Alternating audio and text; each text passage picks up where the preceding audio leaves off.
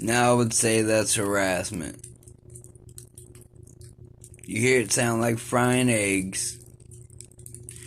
There's only two people home, other than me and my daughter, that doesn't feel good, just said she had a headache or head hurt. But I got pains in my heart again. And you hear this, that was me hitting it, not touching it.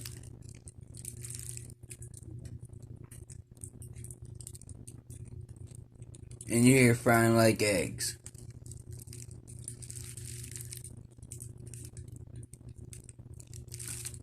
Maybe they should stop trying to,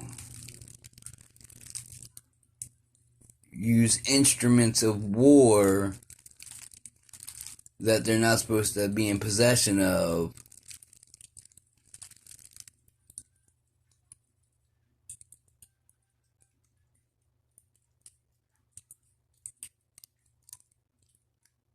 Microwave and every other DW and anything else used on someone else, especially in their own personal space,